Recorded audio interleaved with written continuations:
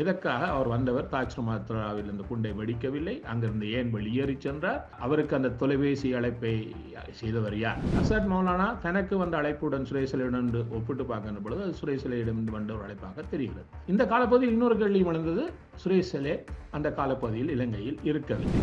இந்த அரகட போராட்டத்தின் பொழுது தன்னுடைய ஜனாதிபதி வாசஸ்தலத்தை விட்டு கோத்தா ஓடுகிறார். அவருடன் இருந்தவர்கள் மூவர், கமல் குணரட்ன, சுரேந்திர ரெட்டி சில்வா, சுரேசலை. ஆனால் சுரேசலைக்கு அனுரகுமார திசாநாயக்கா உடனடியாக தன்னுடைய பதவி விட்டு விலகுமாறு ஒரு அறிவுறுத்தலை விடுத்திருந்தார். ஆனால் அவர் இந்த கைது செய்யப்பட்டதன் பின்னம்புலத்தில் சமீபத்தில் இந்தியாவுக்கு சென்ற அனுரகுமார திசாநாயக்கா ஏதோ ஒரு பச்சை விளக்கு இந்த விடயம் சம்பந்தமாக காட்டப்பட்டிருக்கிறதா? அரசியலில் நகர்த்தப்படும் காய்கள், திரை மறைவில் நடக்கும் ரகசிய பீரங்கள், உலகத் தமிழர் அறிந்தேயாக வேண்டிய உண்மைகளை தேடி ஒரு உடறுப்பு.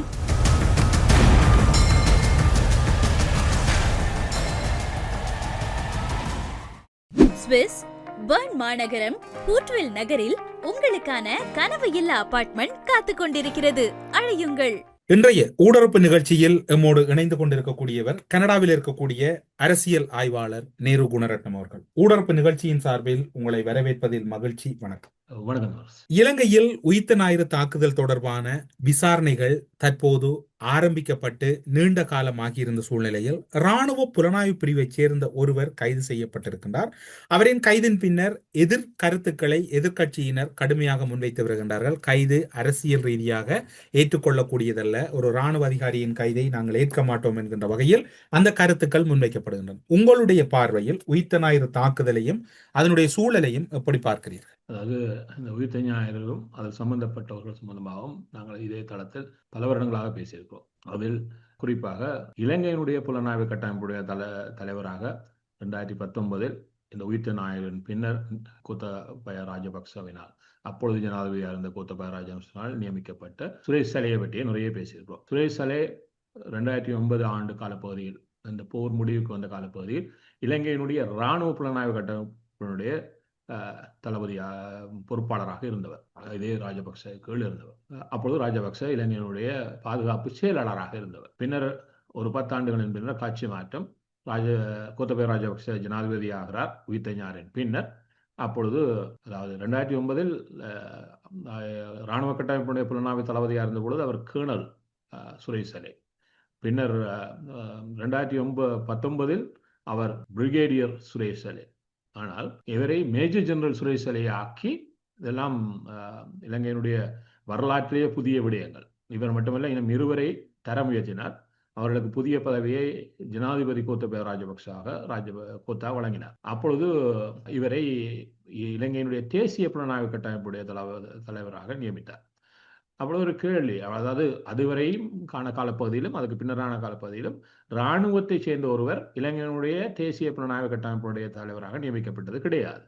ஏனென்றால் போலீஸ் துறையைச் சேர்ந்தவர்களையே இலங்கையினுடைய தேசிய புலனாய்வு கட்டமைப்புடைய தலைமையாக நியமிக்கப்பட்டிருக்கிறார்கள். ஆனால் ஒரு மாற்றீடாக இவர் நியமிக்கப்படுகிறார். ஏன் என்ற கேள்வி வருகிறது. ஏதோ ஒன்றை தொடர்ந்து தக்க வைப்பதற்காகவே இவர் அந்த கட்டமைப்பில் கொண்டு வந்து நிறுத்தப்பட்டார் என்கின்ற ஒரு பார்வை இருந்தது. ஆகவே இது சம்பந்தப்பட்ட விடயம்தான் பின்னர் எழுகிறது.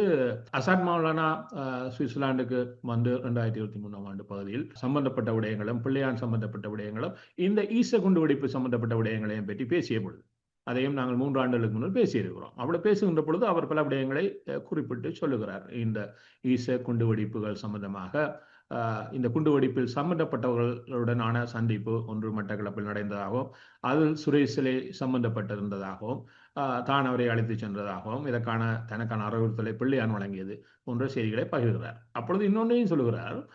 சுரேஷ் சலை தனக்கு தொலைபேசி அழைப்பை எடுத்து இந்த குண்டுவெடிப்பு காலப்பகுதியில் ஒருவரை தாஜ் சமுத்ரா நட்சத்திர விடுதியில், இந்தியாவை பின்புலமாக கொண்ட தாஜ் சமுத்ராவில் உடனடியாக சென்று ஏற்றுமாறு தன்னை பணித்தவன் தான் கொழும்பில் என்று சொல்லியதனால் தவித்துக் கொண்டதாகவும் சொன்னார். இப்பொழுது இதே காலப்பகுதியிலான காணொலிகள் வெளியிடப்பட்ட பொழுது தாஜ் சமுத்ராவில் ஒருவர் வருகிறார். அவர் அங்கு தங்கியிருக்கிறார். அங்கு இருக்கக்கூடிய உணவு விடுதியில் இருக்கிறார். பின்னர் அவருக்கு ஒரு தொலைபேசி அழைப்பு வருகிறது. அவர் தொலைபேசி அழைப்பை எடுத்து பேசுகிறார். அதன் பின்னர் அவர் அந்த விடுதியிலிருந்து தாஜ் சமுத்ராவிலிருந்து வெளியேறி செல்கிறார். அவர் வெளியேறி சென்று பின்னர் ஏனைய குண்டுவெடிப்புகள் காலையுமே நடைபெறுகின்றது. தேவாலயங்கள் 3 மீதான குண்டுவெடிப்புகள், 2 நட்சத்திர விடுதிகள் மீதான குண்டுவெடிப்புகள் நடந்ததன் பின்னர், ஆனால் 2 மணிக்கு, மதியம் கடந்த 2 மணிக்கு அதே குண்டுதாரி அந்த குண்டை டிராபிக்கல் லைனில் வெடிக்க வைத்தார். அவை இப்பொழுது கேள்வி வருவது, எதற்காக அவர் வந்தவர் தாஜ் சுமாத்ராவில் இந்த குண்டை வெடிக்கவில்லை, அங்கிருந்து ஏன் வெளியேறி சென்றார், அவருக்கு அந்த தொலைபேசி அழைப்பை செய்தவர் யார்? இந்த விடயங்களை அசாத் மௌலானா தனக்கு வந்த அழைப்புடன் சுரேசலையுடன் ஒப்பிட்டு பார்க்கின்ற பொழுது அது சுரேசலையிடமிருந்து வந்த ஒரு அழைப்பாக தெரிகிறது. ஆனால் இந்த காலப்பகுதியில் இன்னொரு கேள்வி வந்தது, சுரேசலே அந்த காலப்பகுதியில் இலங்கையில் இருக்கவில்லை. அவர் எங்கிருந்தார் என்ற கேள்வியை வைத்தால், அவர் அப்பொழுது இந்தியாவில் இருக்கிறார். இந்தியாவில் இருக்கக்கூடிய தேசிய பாதுகாப்பு கல்லூரியில் ஒரு கற்க நெறியில் இருக்கிறார். இப்போ இவை பற்றி நிறைய கேள்விகள் எழுந்தன. இப்பொழுது ஒரு கேள்வி வருவது, இவை குறித்த விடயங்கள் எல்லாம் பின்னர் பல கால பகுதிகளில் இது குறித்த விசாரணைகள் செய்யப்பட்டதாக, ரணில் கோத்தாவாக்கு பின்னர் ஜனாதிபதியாக இருந்த பொழுதும் இது குறித்த விசாரணைகளுக்கான ஜனாதிபதி கமிஷன் ஒன்றையே போட்டார், ஒரு நீதிபதி உட்பட. அவை நடைபெற்றதாக இருந்தது. பின்னர் இப்பொழுது இருக்கக்கூடிய அனுரகுமார திசாநாயக்க ஆட்சியிலும் இந்த விசாரணைகள் செய்யப்பட்டதாக பல விடயங்கள் பேசப்பட்டிருக்கிறது. ஆனால் இதுவரை சுரேசலே அழைக்கப்படவில்லை. இப்பொழுது கடந்த நவம்பரிலிருந்து இந்த குண்டுவெடிப்பு சம்பந்தமாக தீவிரப்படுத்தப்பட்ட ட்ரையல் அட் பார் பேஸிலான ஒரு விசாரணைக்கான தனி நீதிமன்றம் அமைக்கப்பட்டு விசாரணைகள் நடைபெற்றுக் கொண்டிருக்கிறது. இந்த ஒரு சூழலில் தான் சுரேசலே கைது செய்யப்பட்டிருக்கிறார். எதற்காக சொன்னால், இதே குண்டுவெடிப்பின் ஒரு பிரதான சூத்திரதாரி என்ற வகையில் கைது செய்யப்படுகிறார். அதுவும் கைது செய்யப்பட்டது கடந்த புதன்கிழமை கைது செய்யப்பட்ட பொழுது அவர் பயங்கரவாத தடை சட்டத்தின் கீழ் கைது செய்யப்பட்டிருக்கிறார். அதுதான் இன்னும் குறிப்பிட அவதானத்தில் கொள்ளப்பட வேண்டிய விடயம் என்று சொன்னால், இவர் விசாரணைக்காக என்று கைது செய்யப்பட்டதை கடந்தும் இவர் பயங்கரவாத தடை சட்டத்தின் கீழ் கைது செய்யப்பட்டிருக்கிறார். அதான் சொல்வார்கள், அரசன் அன்று கொள்வான் தேவன் மென்று கொள்ளும் என்று சொல்லுவார்கள். அதுபோல எந்த பயங்கரவாத தடை சட்டத்தை தங்களுக்கு சார்பாக பயன்படுத்தி கொண்டு முறைகேடான வகையிலான கைதுகளை செய்வதற்கு ஒரு சட்டத்தை கடுமையாக பயன்படுத்தி கொண்டார்களோ, அதே சட்டம் அதை பயன்படுத்தியவர்கள் மீது, என்றால் இதே பயங்கரவாத தடை சட்டத்தின் நான் இராணுவ புலனாய்வுடைய தலைவராக இருந்த பொழுது சுரேசலே பலரை கைது செய்திருக்கிறார். இவர்கள் கைது செய்தவர்கள் பலர் காணாமல் போயிருக்கிறார்கள். ஆனால் கைது செய்யப்பட்டு இந்த பயங்கரவாத தடை சட்டத்தில் வெளிப்படையாக காட்டப்பட்ட பலர் என்ன விடயங்கள் எல்லாம் அனுபவித்தார்கள் என்ற ஒரு விடயம் இருக்கிறது. இப்பொழுது அதே பயங்கரவாத தடை சட்டம் இவர்களுக்கு எதிராகவே திரும்பி இருக்கிறது. இப்பொழுது அதே பயங்கரவாத சட்டத்தின் கீழ் இவர் கைது செய்யப்பட்டிருக்கிறார். கைது செய்யப்பட்ட பொழுது ஒன்று சொல்லப்படுகிறது, இவர் குறித்து இவர் இந்த ஈஸ்டர் குண்டுவெடிப்பு சம்பந்தமாக அதில் பின்புலத்தில் இருந்திருக்கிறார், அது சம்பந்தமான இதில் இவர் சம்பந்தப்பட்டிருக்கிறார் என்ற அடிப்படையில் கைது செய்ததாக போலீஸ் பேச்சாளர் சொல்லுகிறார். இதை கடந்து மட்டுமல்ல, இவர்கள் இன்னொன்றையும் சொல்லுகிறார்கள், இவர் இந்த குண்டுவெடிப்புடன் சம்பந்தப்பட்டவர்களுடன் தொடர்ந்தும் பேசிக் கொண்டிருக்கிறார். He has been in touch with the people involved in the attacks even recently என்று சொல்லப்படுகிறது. அப்படின்ற ஒரு கேள்வி வருகிறது இவர்கள் சொல்லுகின்ற கதையில். அவ்வாறு இவர் தொடர்பு கொள்கிறார் என்று சொன்னால், கைது செய்யப்பட்டவர்கள், இதில் இந்த குண்டுவெடிப்பில் சம்பந்தப்பட்டவர்கள் பலர் கைது செய்யப்பட்டார்கள். அவர்கள் நீண்ட காலமாக கோத்தா ஆட்சியின் கீழ், அதாவது உடனடியாக அப்பொழுது ரணில் ஆட்சியில் இருந்தார், பின்னர் கைது செய்யப்பட்டார்கள். பின்னர் நவம்பரில் கோத்தா 2019 வெற்றி பெறுகிறார், ஜனாதிபதி பெறுகிறார். பின்னர் அவர்கள் மேலும் கைதுகள் நடைபெற்றன, தடுத்து வைக்கப்பட்டார்கள். பின்னர் அவர்களுக்கான ஒரு வழக்கு 2021 ஆரம்பித்தது. இதே ட்ரையல் பார் ஆரம்பித்து நடைபெற்றது. ஆனால் இறுதியில் 100க்கும் மேற்பட்டவர் கைது செய்யப்பட்டாலும் 25 பேர் தான் இந்த குண்டுவெடிப்புடன் சம்பந்தப்பட்டவர்களாக இறுதியில் அந்த வழக்கு கொண்டு வரப்பட்டார்கள். அவ்வாறு கொண்டு வரப்பட்டிருந்தால் அது 2021 25 பேருடன் இந்த வழக்கு தொடர்ந்தது. இப்பொழுது பார்த்தீங்கன்னு சொன்னால், கடந்த நவம்பர் மாதம் 2025ஆம் ஆண்டு நவம்பர் மாதம் அனுரா அரசினால், அனுரா பாராளுமன்றத்தில் வந்து இதை பற்றி பேசினார். பேசிவிட்டு தான் இந்த வழக்குகள் தீவிரப்படுத்தப்பட்டன. நவம்பரிலிருந்து நடைபெற்றுக் கொண்டிருக்கிறது. ஒரு 3 மாதங்கள் ஆகிவிட்டது. இந்த வழக்கில் கூட இதே 25 பேர் தான் தொடர்ச்சியாக இந்த வழக்கில் இருக்கிறார்கள். அவ்வாறு இருந்தால் அவர்கள் உங்கள் பாதுகாப்பில் இருக்கிறார்கள். பாதுகாப்பில் இருப்பவர்களுடன் இவர் தொடர்புகளை பேணுகிறார் என்று சொன்னால், இந்த குண்டுவெடிப்புடன் அது எவ்வாறு சாத்தியமானது என்றால், உங்களை கடந்து உங்களுடைய இதில் இருப்பவருடன் இவர் எவ்வாறு பேசிக் கொண்டிருக்கிறார் என்கின்ற கேள்விகள் எழுகிறது. இந்த கேள்விகளுக்கு மத்தியில் தான் ஒரு விடயம் வருகிறது. பொழுது இவர் சம்பந்தமான விடயங்கள் நாங்கள் உங்களுக்கு ஞாபகம் இருக்கும், பாராளுமன்ற தேர்தல், ஜனாதிபதி தேர்தல் முடிந்தவுடனே 2024 செப்டம்பர் மாதம் ஜனாதிபதி தேர்தல் முடிந்த கையுடனே ஒரு விடயத்தை கூறியிருந்தேன். நேரடியான, அதாவது இந்த தேர்தல் முடிவுகளை நேரடியாக நாங்கள் செய்து கொண்டிருந்த பகுதியில் ஒரு 10% முடிவுகள்லாம் அப்பொழுது வந்திருந்தது. அப்பொழுதே ஒன்றை கூறியிருந்தேன், இந்த தேர்தலில் நிச்சயமாக அனுர குமாரதிசாநாயக்க ஜனாதிபதி ஆவார். ஆனால் முதலாவது வாக்கிலே அப்பொழுது அவர் 56% பெற்றுக்கொண்டிருந்தார் நாங்கள் விடைபெற்று செல்லுகின்ற பொழுது. ஆனால் நிச்சயமாக அவர் 2வது வாக்கில் தான் வெற்றி பெறுவார். வெற்றி பெற்றவுடன் அவர் 3 வரை இந்த பதவிகளிலிருந்து அகற்ற வேண்டிய கட்டாயத்தில் இருக்கிறார். ஒருவர் கமால் குணரட்ன, அப்பொழுது பாதுகாப்பு செயலாளர். 2வது முப்படைகளுடைய தளபதியாக இருந்த சுரேந்திர டி சில்வா. அடுத்தது இலங்கையினுடைய தேசிய புலனாய்வினுடைய தளபதி கட்டளை பொறுப்பாளராக இருக்கக்கூடிய சுரேஷ் சலே. இந்த 3வரையும் நிச்சயமாக அகற்றியே ஆக வேண்டிய கட்டாயத்தில் இருக்கிறார். அதுக்கு ஒரு காரணமும் இருந்தது அந்த காலத்தில் நான் அதை சொல்வதற்கு. ஏனென்று சொன்னால், இந்த 3 இலங்கையினுடைய முக்கிய பகுதிகளில் இருந்தவர்கள். இவர்கள் 3க்கும் அதற்கு முன்னர் இந்த ஆட்சி மாற்றம், அதாவது கோத்தபயாவிடமிருந்து ரணிலுக்கு கைமாறிய இந்த ஆட்சி மாற்றத்தின் போது நடைபெற்ற அரகல மக்கள் போராட்டத்தின் பின்புலமும், இந்த பின்புலத்தில் நடத்தியவர்களுடன் இவர்களுக்கு ஒரு அனுசரணை இருந்தது. அப்பொழுது ஜூலியா சங் இலங்கையினுடைய அமெரிக்க தூதராகிறார். இந்த அரகலைக்கு சற்று முன்னரான் ஆகிறார். அவர் அப்பொழுது தொடர்பில் இருந்தவர்கள் ஒருவர் அனுர குமாரதிசாநாயக்க.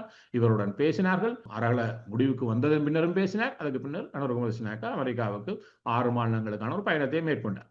இது பின்புலத்தில் நின்று உதவியவர்கள் என்ற ஒரு விடயத்தில் பார்த்தீங்கன்னு சொன்னால், இவர் 3வர்களும் சம்பந்தப்பட்டிருக்கிறார்கள். அதாவது இந்த அரகல போராட்டத்தின் பொழுது தன்னுடைய ஜனாதிபதி வாசஸ்தலத்தை விட்டு கோத்தா ஓடுகின்ற சமக நேரத்தில் அவருடன் இருந்தவர்கள் 3.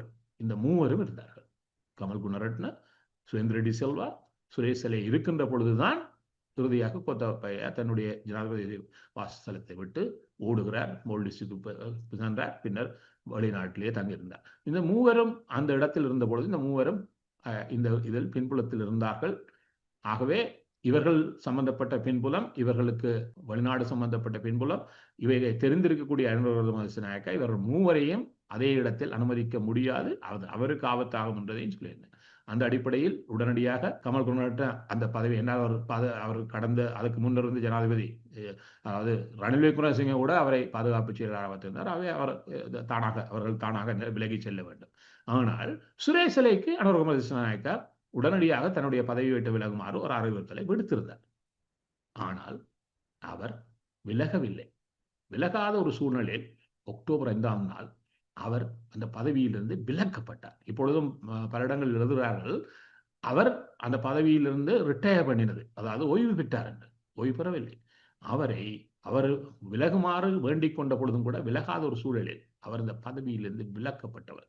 ஆகவே அப்பொழுதிருந்தே ஏன் இவரை விலக்கினோம், இவருடைய பின்புலம் தெரியும். ஆனால் இப்பொழுது கேள்வி வருகிறது, இது 2024 அக்டோபர் 5ஆம் நாள் நடைபெற்ற விடயம். அவர் விலக்கப்பட்டார் என்று வைத்துக் கொண்டால், இவர் குறித்த விசாரணைகள் அதுக்கு பின்னர் இந்த குண்டுவெடிப்பு சம்பந்தமாக தீவிரப்படுத்தப்பட்டிருக்க வேண்டும். அது சம்பந்தமாக இவரிடம் அந்த கேள்விகள் வந்திருக்க வேண்டும். ஆனால் அவை நடைபெறவில்லை. இங்குதான் ஒரு கேள்வி வருகிறது, ஏன் சுரேஷ் சலே இவ்வளவு காலமும் இந்த விசாரணை வாரியத்துக்கு கொண்டு வரப்படவில்லை? ஏன் அவர் இதுவரை விசாரிக்கப்படவில்லை?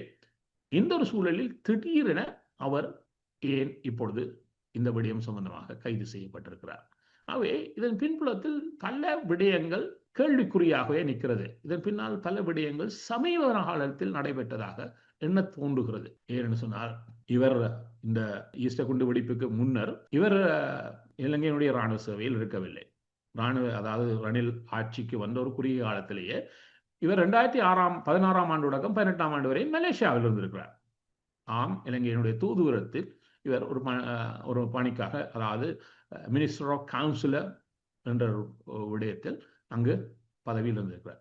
அதன் பின்னர் 2018க்கு பின்னர் இவர் 2019 இந்தியாவுடைய டிஃபென்ஸ் காலேஜுக்கு போயிருக்கிறார். ஒரு கேள்வி வருகிறது, இவர் இராணுவம் சம்பந்தப்பட்டிருக்கவில்லை என்னென்று டிஃபென்ஸ் காலேஜுக்கு போனது, இவரை யார் அனுப்பியது இந்தியாவுக்கு என்கின்ற ஒரு கேள்வி எழுகிறது.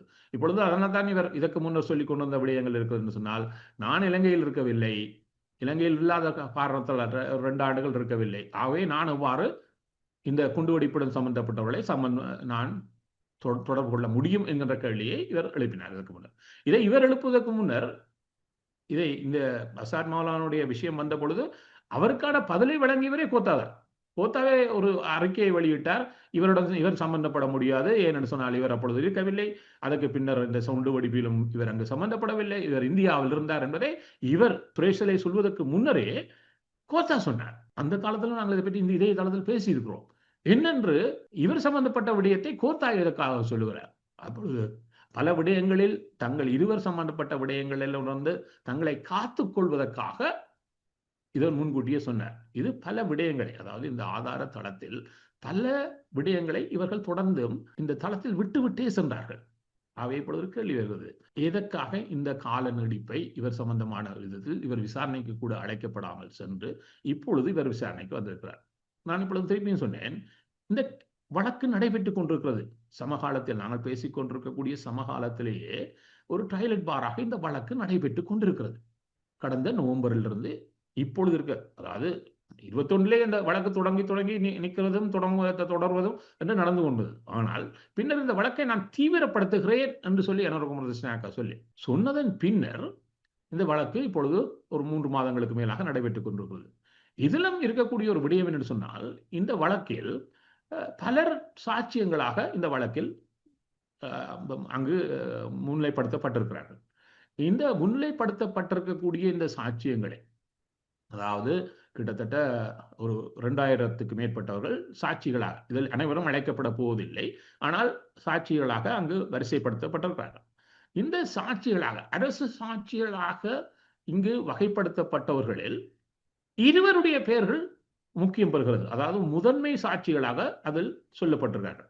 அந்த முதன்மை சாட்சிகளாக சொல்லப்பட்டவர்கள் ஒருவர் ரோகன் குணரட்ன, தமிழர்களுக்கு மிகவும் பரிச்சயமானவர். தமிழர்களுக்கு, அதாவது சிங்கப்பூரில் தன்னை ஒரு பேராசிரியர் என்ற போர்வையில் வைத்துக் கொண்டு பல விடயங்களில் தமிழர்களுக்கு விரோதமான பல கருத்துக்களை முன்வைத்தவர். பயங்கரவாதம் சம்பந்தமான ஒரு நிபுணர் என்று கூட சொல்லிக் கொள்வார். அவர் இந்த சாட்சிகளின் முதன்மை சாட்சியாக அங்கு வகைப்படுத்தப்பட்டிருக்கிறார்.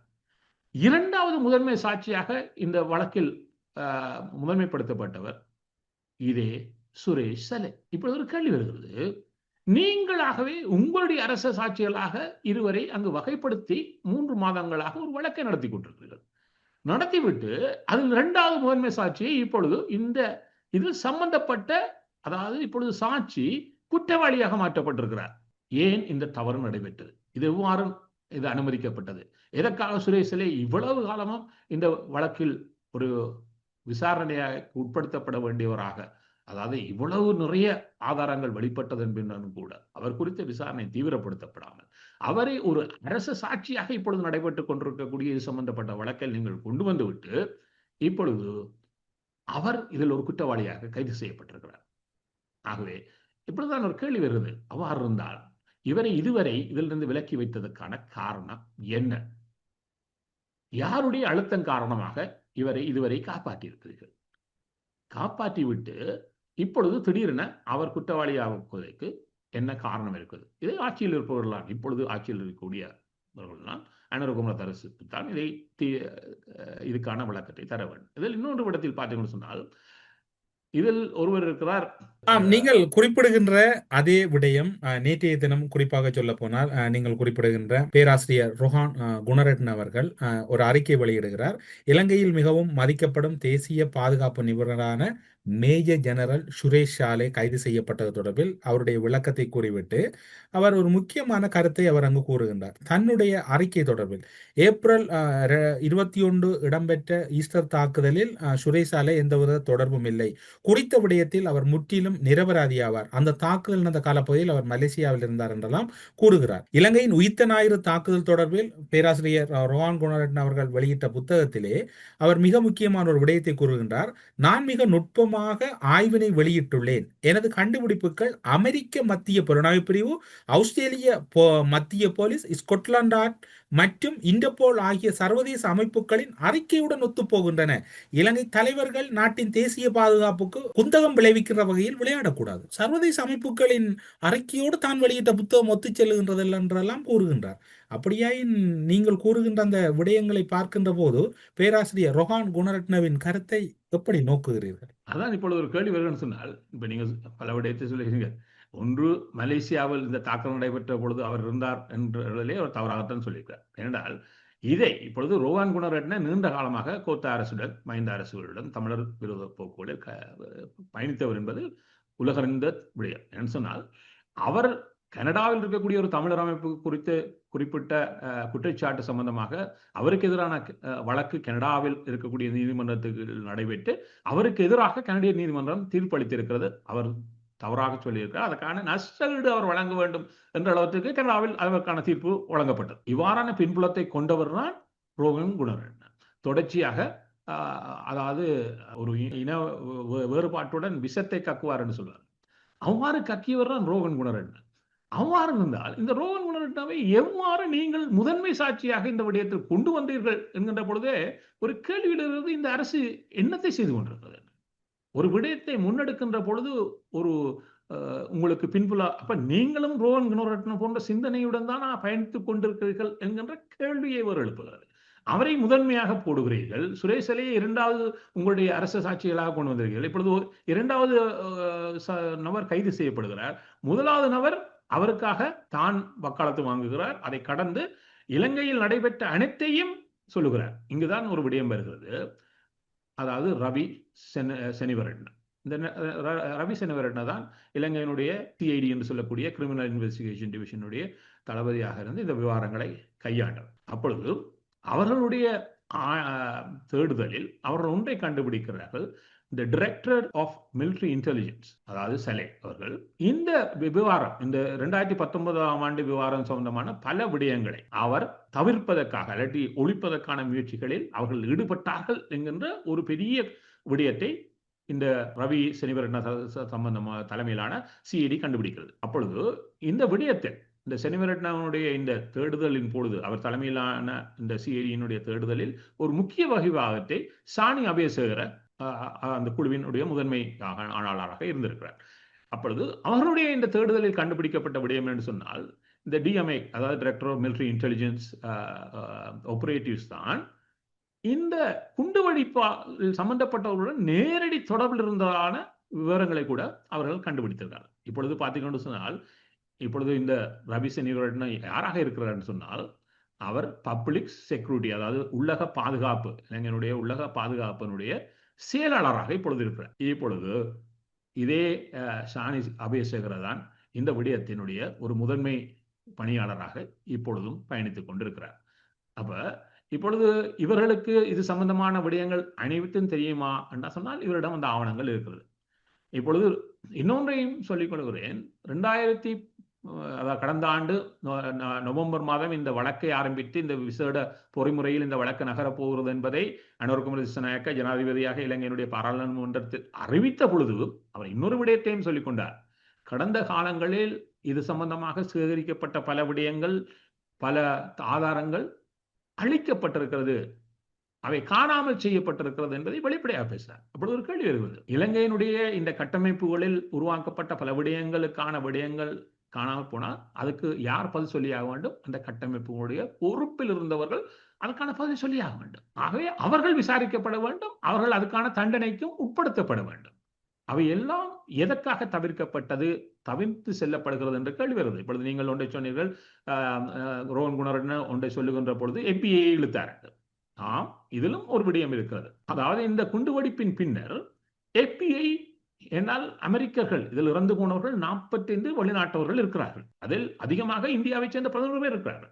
அவை இந்தியா இந்த வெளிநாட்டில் இறந்து போனவர்கள் சம்பந்தப்பட்ட நாடுகளை சேர்ந்தவர்கள், அவர்களுக்கு ஒரு பணி இருக்கிறது. உங்களுடைய நாட்டினுடைய குடிமக்கள் இறந்திருக்கிறார்கள், வெளிநாட்டில் இறந்திருக்கிறார்கள், ஒரு பயங்கரவாத செயலினூடாக அவர்கள் கொலை செய்யப்பட்டிருக்கிறார்கள், படுகொலை செய்யப்பட்டிருக்கிறார்கள் சொன்னால் அவர்களுக்கான நீதியை பெற்றுக் கொடுக்கின்ற பொறுப்பு அந்த நாட்டில் இருக்கக்கூடிய ஆட்சியாளர்களுக்கு இருக்கிறது. அவ்வாறு இருந்தால் அமெரிக்காவுக்கும் இருக்கிறது. 5 அமெரிக்கர்கள் இதில் படுகொலை செய்யப்பட்டார்கள் இந்த குண்டுவெடிப்பில். அவ்வாறு இருந்தால் அமெரிக்காவுக்கு ஒரு பொறுப்பு இருக்கிறது. എന്നാൽ அமெரிக்காவை பொறுத்தவரை சொல்லி என்னுடைய ஒரு குடிமகன் வெளிநாட்டில் பாதிக்கப்பட்டாலும் நாங்கள் அதற்கான கடுமையாக நடந்து கொள்வோம் என்பதை இதுவரை அமெரிக்காவில் இருக்கக்கூடிய ஜனாதிபதிகள் ஒவ்வொரு முறையும் வலியுறுத்துகிறார்கள். அதற்கான செயற்பாடுகளை முன்னெடுப்பதாக காட்டிக்கொள்கிறார்கள். அவ்வாறு இருந்தால் இலங்கை தீவில் 5 அமெரிக்கர்கள் படுகொலை செய்யப்பட்டதுக்கு என்ன நடைபெற்றது என்று கேட்டால், FBI இலங்கையினுடைய இந்த புலனாய்வு அதாவது காவல்துறை கட்டமைப்புகளுடன் இணைந்து இதற்கான விசாரணையை 2 ஆண்டுகள் நடத்தி இருக்கிறார்கள். அதை அவர்களே சொல்கிறார்கள். FBI நாங்கள் 2 ஆண்டுகள் நடத்தியதன் முடிவில் அவர்களால் ஒரு வழக்கு 2020ஆம் ஆண்டினுடைய இறுதி பகுதியில் அமெரிக்காவில் இருக்கக்கூடிய லாஸ் ஏஞ்சல்ஸ் பகுதியில் இருக்கக்கூடிய ஒரு வழக்காடு மன்றத்தில் 3 எதிரான வழக்கு அங்கு பதிவு செய்யப்படுகிறது. ஏனால் அந்த 5 நீதியாக ஒரு வழக்கை அவர்கள் அங்கு பதிவு செய்தார்கள். அந்த வழக்கில் 3 பிரதான குற்றவாளிகளாக குற்றச்சாட்டப்பட்டார்கள். அவங்க 3 இப்பொழுது வழக்கு நடைபெறுகின்ற இந்த 25 பேரில், இப்பொழுது 25 24 தான் இருக்கிறது. ஒருவர் நினைக்க இறந்து விட்டார்கள் இவருடைய தடுப்பில் இருந்த காலத்தில். அப்ப இந்த 24 பேரில் 3 பிரதான குற்றச்சாட்டுகளாக இப்பொழுது வழக்கு இலங்கை தீவில் நடைபெற்றுக் கொண்டிருக்கின்ற 24 பேரில் இருக்கக்கூடிய 3 மீதுதான் FBI-யும் கூட அது இந்த வழக்கை தாக்கல் செய்தது. ஆனால் FBI-யினுடைய வழக்கும் சொல்லுகிறார்கள், நாங்கள் 2 ஆண்டுகளாக இவற்றை ஆய்வு செய்து அதை பூர்த்தி செய்ததன் அடிப்படையில் என்று சொன்னால் FBI கூட சுரேஷ் சலையை இந்த இடத்தில் காப்பாற்றி இருக்கிறது, கடந்து சென்றிருக்கிறது. எதற்காக என்கின்ற கேள்வி இப்பொழுது சம்பந்தமாக எழுகிறது. நான் சொன்னேன், சுரேஷ் சலே அமெரிக்காவுடைய செயற்பாட்டு அறகலை என் பின்புலத்தில் அமெரிக்காவுடைய ஒரு நிறைய ஈடுபாடு இருந்திருக்கிறது. அதில் 3 நேரடி தொடர்பாளராக இருந்திருக்கிறார்கள். இவர்களில் ஒரு பகுதியினர் பின்னர் இந்தியாவுடன் தொடர்பில் இருந்திருக்கிறார்கள். சுரேஷ்லே என்ற குண்டுவெடிப்பின் பொழுது இந்தியாவில் தான் இருந்தார். இந்தியாவுடைய அரசு இராணுவ பயிற்சி கல்லூரியில் இருந்தார் என்பதை இந்தியாவுடைய இராணுவத்தை சார்ந்தவர்கள் உறுதிப்படுத்துகிறார்கள். அவ்வாறு இருந்தால் இந்த 2 நாடுகளுக்கும் இந்த பின்புலத்தில் பல தகவல்கள் தெரிந்திருந்தும் ஏன் அவை சம்பந்தமாக அவர்கள் இலங்கையில் இருக்கக்கூடிய தொடர்ந்த ஆட்சியாளர்கள் கோத்தபய ராஜபக்ச, ரணில் விக்ரமசிங்க, இப்பொழுது அனுரகுமார திசாநாயக்க வரையும் இந்த விவகாரத்தில் அவர்கள் எவ்வாறான போக்கை கடைபிடிக்கிறார்கள். இந்த இடத்தில் தான் ரோகன் குணரட்ன சொன்ன ஒரு விடயம் இருக்கிறது. அவர் திருப்பியும் சொல்கிறார், இது சம்பந்தமாக எல்லாரும் ஆய்வு செய்தார்கள், அவரிடம் தெளிவாக இருக்கிறது என்று சொன்னால், இந்த விடயத்தில் அரசு சம்பந்தப்பட்டவர்கள் ஏனையவர்கள் சம்பந்தப்பட்ட விடயங்களை ஏன் இந்த நாடுகள் வலியுறுத்தி இந்த விடயத்தை இதுவரை நகர்த்தவில்லை? இப்பொழுது நகர்த்தப்படுகிறது என்று சொன்னால், இந்த விடயத்திலும் கூட கடந்த ஆரம்பத்திலிருந்து சுரேஷ் சலே தவிர்க்கப்பட்டே வந்திருக்கிறார். ஆனால் இப்பொழுது முதற்தடையாக அவர் கைது செய்யப்படுகிறார். இந்த கைது செய்யப்பட்டதன் பின்புலத்தில் சமீபத்தில் இந்தியாவுக்கு சென்ற அனுரகுமார திசாநாயக்கா ஏதோ ஒரு பச்சை விளக்கு இந்த விடயம் சம்பந்தமாக காட்டப்பட்டிருக்கிறதா, அதன் அடிப்படையில் தான் இந்த கைது திடீரென நடைபெற்றதா என்கின்ற பல கேள்விகள் தொடர்ந்து எழச் செய்கிறது. என்றால் இதுவரை தவிர்க்கப்பட்ட ஒருவர், ஏனென்றால் இருக்கக்கூடிய ஆதாரங்கள், நான் சொன்னேன், ரவி செனவரட்ன முதற்கொண்டு அனைவரும் கடந்த கால தங்களுடைய தகவல் சேகரிப்பில் ஒரு கையைத்தான் காட்டுகிறார்கள். அப்படியே இந்த கைதின் தொடர்ச்சியாக இன்னும் பல இராணுவ புலனாய்வாளர்களின் கைதுகள் இடம்பெறுவதற்கு வாய்ப்புகள் இருக்கின்றதா, அல்லது அதனை நோக்கி நகர்வதற்கான சூழ்நிலைகள் விசாரணையில் தென்படுகிறதா? அதாவது நகர வேண்டிய கட்டாயத்தை கடந்த கால வரலாறுகள் தொடர்ந்தும் சொல்லி நிற்கிறது. இப்பொழுது இந்த குண்டுவெடிப்பை விடுங்கள், இதற்கு முன்னர் இதே சுரேஷ் சலே பலமுறை நீதிமன்றத்துக்கு அழைக்கப்பட்டிருக்கிறார். 2016ஆம் ஆண்டு இவர் நீதிமன்றத்துக்கு அழைக்கப்பட்டதன் பின்புலம் லசந்த விக்ரமதுங்க என்கின்ற சண்டே லீடனுடைய ஆசிரியர் கடத்தி காணாமலாக்கப்பட்டு கொலை செய்யப்பட்டதன் பின்புலத்திலான விடயத்துக்காக இவர் அழைத்து நீதிமன்றத்தில் விசாரிக்கப்பட்டிருக்கிறார். அப்ப ஒரு கேள்வி வருகிறது, இவர் இதுடன் சம்பந்தப்பட்டது மாத்திரம் இல்லை, லசந்த விஷயத்தில் இவர் அழைத்து, என்றால் லசந்தாவுடைய இதிலும் இதே அப்பொழுது இராணுவ புலனாய்வு கட்டமைப்பினுடைய தொடர்பாடல் இருந்திருக்கிறது. இதை அடுத்து பார்த்தீங்கன்னு சொன்னால் 2010 காணாமல் போன பிரகாஷ் எலகுட, அதை தொடர்ந்து நிறைய பேசப்படுகிறார். அவர் சம்பந்தப்பட்ட இடத்திலும் இராணுவ புலனாய்வு கட்டமைப்பு தான் இருக்குது. அவை கடத்தி காணாமலாக்கப்பட்ட இலங்கையில் அனைவரும் அறிந்த பல பத்திரிகையாளர் உட்பட முதன்மையான பலர் உடைய பின்புலத்தில் இராணுவ புலனாய்வு கட்டமைப்பே இருந்திருக்கிறது. அப்பொழுது இந்த இராணுவ புலனாய்வு கட்டமைப்புடைய தளபதியாக இருந்தவர் இதே சுரேஷ் சலே. அவை சுரேஷ் சலே சம்பந்தப்பட்ட விடயங்கள் இந்த ஈஸ்டர் குண்டுவெடிப்பை கடந்து பல இருக்கிறது. இருந்தால் அது சம்பந்தமான நடவடிக்கைகளை நீங்கள் சமகாலத்தில் முன்னெடுக்க முடியும். சரி, இதையும் கடந்து வருவோம். தமிழர்கள் என்று வைத்துக் கொண்டால் போர் முடிவுக்கு வருது 2009ஆம் ஆண்டு. ஜூலை 8ஆம் தேதி 2009ஆம் ஆண்டு ஒரு பத்திரிகையாளர் மாநாடு கொழும்பில் நடத்தப்படுகிறது. இதே வன்னி நிலப்பரப்பிலிருந்து வெளியே வந்திருக்கக்கூடிய 4 வைத்தியர்களை அழைத்து வந்து அந்த நிலப்பகுதியில் எந்த மக்களும் சாகவில்லை, அங்கு பெரிதாக இவர்கள் சொல்லிக் கொள்வது போல இறப்புகள் நடைபெறவில்லை, மிக சொற்பமான இறப்புகள் மட்டுமே நடைபெற்றது என்று இவர்கள் 4 வைத்துக் கொண்டு ஒரு செய்தி சொன்னார்கள். அந்த சொன்னதில் ஒரு விடயம் இருக்கிறது. இதன் பின்னர் இப்பொழுது வைத்தியர் வரதராஜா வழியில் இருக்கிறார், அது சம்பந்தமாக பல விடயங்களை தொடர்ந்து சொல்லிக் கொண்டாலும் அப்பொழுது அமெரிக்காவினுடைய தூதரகத்திலிருந்து அமெரிக்காவினுடைய ஸ்டேட் டிபார்ட்மெண்ட், அதாவது அவருடைய உள்துறை அமைச்சுக்கு ஒரு செய்தி அனுப்பப்படுகிறது, அல்லது அவருடைய வெளிவார அமைச்சுக்கும் கூட ஒரு செய்தி அனுப்பப்படுகிறது. அந்த செய்தியில் என்ன அவர்கள் போட்டுக்கிறான்னு சொன்னால், heavily coached for the press conference, given specific line to say, and even protected with practice with several members of the local media beforehand என்று அமெரிக்காவுடைய தூரத்திலிருந்து அமெரிக்காவுடைய வெளிவாரத்துறை அமைச்சுக்கு அனுப்பப்படுகிறது. அதாவது அவர்கள் அந்த வைத்தியர்களை வைத்து இவர்கள் சொன்ன பொய்க்கு பின்னால் அவர்கள் நிறைய தயாரிக்கப்பட்டார்கள், என்ன சொல்லப்பட வேண்டும் என்று வரிக்கு வரி அவர்களுக்கு சொல்லிக் கொடுக்கப்பட்டது. பின்னர் இலங்கையில் இருக்கக்கூடிய பத்திரிகை துறையை சார்ந்தவர்களை அழைத்து அவர்கள் இவரிடம் கேள்வி கேட்பது போன்ற ஒரு முன்கூட்டியே ஒரு விடயம் கூட தயாரிக்கப்பட்டது. அப்படியானால் இப்பொழுது இலங்கையில் இருக்கக்கூடிய பத்திரிகை துறையை சார்ந்தவர்களுக்கும் இது முன்னர் தெரியும், ஆனால் இன்று வரையும் வாய்ப்பற்றி கொண்டிருக்கிறார்கள் இந்த பத்திரிகை துறையை சேர்ந்தவர்கள் கூட. அதை கடந்து இன்னொன்று அனுப்புகிறார்கள். They were visited and questioned several times by the Secretary of Defense while in custody. இதையும் அனுப்பியது அமெரிக்க தூதரகம், அமெரிக்காவுடைய வெளிவார அமைச்சுக்கு. அப்படின்னு சொன்னால் இவர்களை பலமுறை, இந்த 4 வைத்தியர்களையும் பலமுறை வந்து சந்தித்து விட்டு சென்றவர் செக்ரட்டரி ஆஃப் டிஃபென்ஸ், அதாவது பாதுகாப்பு செயலாளர். யார் அந்த பாதுகாப்பு செயலாளர்? கோத்தபய ராஜபக்ஷ. அப்பொழுது இராணுவ கட்டமைப்புடையார். இதை வைத்தியர்களை சொன்னார்கள். அதிகம் தங்களை கையாண்டவர் இதே சுரேஷ் சலே. ஏன்னு சொன்னால் அவர்தான் இராணுவ புலனாய்வு கட்டமைப்புடைய பொறுப்பாளர். இதை கடந்தும் இருக்கிறது. அதாவது இவருடைய தேடுதலில், இலங்கையினுடைய புலனாய்வு கட்டமைப்புடைய தேடுதலில் இன்னொன்றையும் தெளிவாக குறிப்பிடப்படுகிறது. கிழக்கு இலங்கையில், அதாவது கிழக்கு மாகாணத்தில் தமிழ் முஸ்லீம் உறவில் மோசமான சிதைவை ஏற்படுத்தி இருவரையும் ஒரு பொருது நிலைக்கு கொண்டு வந்து பல படுகொலைகளுக்கு பின்னால் இருந்ததும் இதே இராணுவ புலனாய்வு கட்டமைப்பு தான். அதாவது சிங்கள முஸ்லீம் சமூகத்தில் ஆயுத குழுக்களை உருவாக்கி அவர்களுக்கு ஆயுதத்தை வழங்கி, இப்பொழுதும் அது சொல்கிறார்கள், வழங்கிய ஆயுதத்தில் பெரும்பான்மையை இன்னும் தங்களுடைய இதுக்கு வரவில்லை என்று, அவ்வாறு ஆயுதங்களை வழங்கி அவர்களை ஆயுதசாரிகளாக மாற்றி அவர்களை தமிழ் சமூகத்துக்கு எதிராக திருப்பிவிட்டு பல படுகொலைகளுக்கு பின்புலத்தில் இருந்ததும் இதே இராணுவ புலனாய்வு கட்டமைப்பு தான். இதே இராணுவ புலனாய்வு கட்டமைப்பில் இதை கையாண்டவர் ஒரு முஸ்லீமாக இருக்கக்கூடிய இதே சுரேஷ் சலே தான்.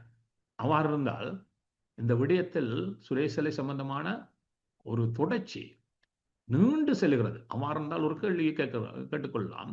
இலங்கையில் நல்லிணக்கத்தை ஏற்படுத்தி நல்ல சமாதானத்தை உருவாக்கி இலங்கையில் மீண்டும் இவ்வாறான முரண்பாடுகள் ஏற்படாமல் பார்த்துக் கொள்வோம் என்று சொல்லக்கூடிய என்று ஆட்சியில் இருப்பவர்கள் இந்த இன முரண்பாட்டினுடைய உச்சத்தை வளர்த்து இவ்வளவு தூரம் சவால்களை வளர்த்து அவ்வாறு வளர்க்கப்பட்ட ஆயுத குழுக்களுடைய பின்பலத்தில் தான் ஈச குண்டு வெடிப்பு தாக்குதல் குண்டுதாரிகளும் வந்து சேருகிறார். நீங்கள் உருவாக்கிய அதே கலாச்சாரம் தான் உங்களுக்கு எதிராக திரும்பியது. அந்த கலாச்சாரத்தை உங்களுக்கு சார்பாக பயன்படுத்தியவர்களும் இலங்கை தீவில் தான் இப்பொழுதும் இருக்கிறார்கள்.